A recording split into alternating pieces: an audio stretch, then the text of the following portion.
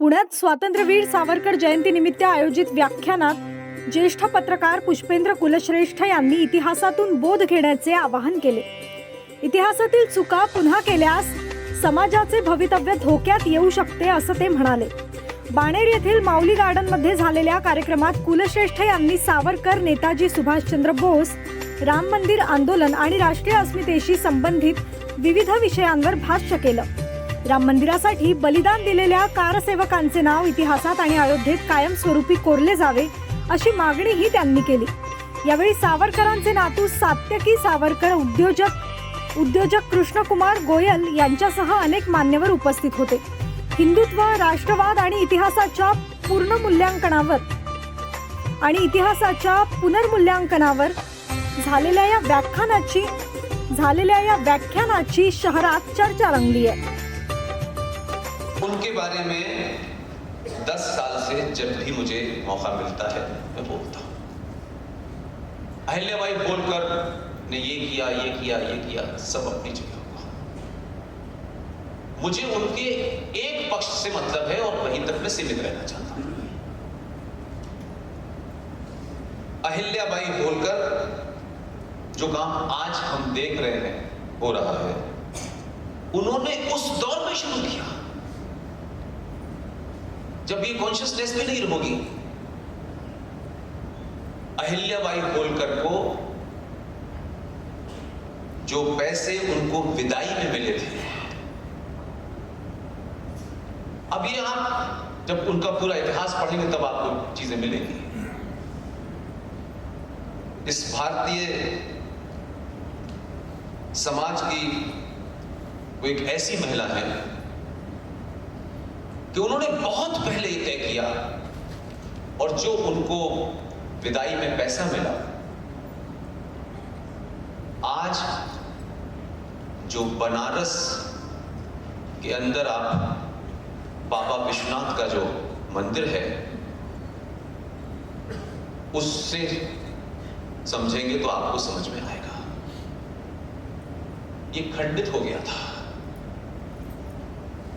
तो वो जब वहां गई तो वहां के ब्राह्मणों ने कहा कि वो चाहती थी कि उसको स्थापित किया जाए। तो वहां के ब्राह्मणों ने कहा कि ये तो खंडित हो गया है, और उन्होंने शास्त्रों से कई रेफरेंस दिए, तो इसकी पूजा ऐसे नहीं हो सकती, ऐसे होगी। तो मैं सोचता हूं कि एक महिला कितनी विजनरी रही होगी, जो आज देख के लगता है, जब उनको पढ़ो तब आज से कनेक्ट करता है कि यार क्या विजन रहा होगा। और समय कम था, काल परिस्थिति बहुत अच्छी नहीं थी उस समय भी, तब भी उन्होंने ब्राह्मणों से कहा कि इसका मुहूर्त कब निकलेगा, कैसे निकलेगा मैं नहीं जानती, लेकिन क्या हम ये नहीं कर सकते कि इसका जब मुहूर्त निकलेगा तब निकलेगा, लेकिन हम इस समय पूजा दोबारा से शुरू करते हैं, क्योंकि पूजा बंद हो गई थी। और वो ये मानती होंगी, मैं ऐसा मानती हूं कि अगर अगले 400 साल तक उस खंडित से जब तक वैसी नहीं होगी, स्थापना नहीं होगी, तब तक पूजा नहीं होगी। और पूजा नहीं होगी तो एक लंबे समय के बाद लोग भूल जाएंगे कि यहां पे बाबा विश्वनाथ भी थे कि नहीं थे। उन्होंने रिक्वेस्ट की, मूर्ति को स्थापित किया, विधि विधान से पूजा की, और ये उनके दिमाग में रहा होगा कि ये पूजा होगी तो बाबा विश्वनाथ यहां रहेंगे और दुनिया के लोग यहां पूजा चाहे अच्छे उसमें छोटे उसमें करते रहेंगे, और फिर कोई आदमी 400-500 साल के बाद आएगा और बाबा विश्वनाथ के मंदिर का सौंदर्यीकरण के बड़ा। उन्होंने नहीं सोचा होगा कि वो 14 में आएगा, उन्होंने नहीं सोचा होगा, लेकिन आया एक आदमी और उसको लगा कि अब जो वो कर गई थी, इससे आगे का काम उसके भाग्य में था। तो आज बनारस के अंदर जहां 10 लोग पूजा करने नहीं जाते थे, वहां एक बार में 10,000 लोग पूजा करते हैं। तो अहिल्याबाई होलकर के अगर वो दौर को माइनस कर दे तो हम तो भूल चुके होते हैं।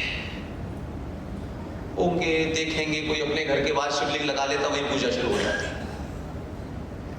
तो एक सिविलाइजेशन का कंटिन्यूएशन होता है, किसी ने कुछ किया, किसी ने कुछ किया, किसी ने कुछ किया, फिर उसके बाद आपका जब टर्न आया तो आपने क्या किया। ऐसे ही मैं कल की भी एक सभा में था,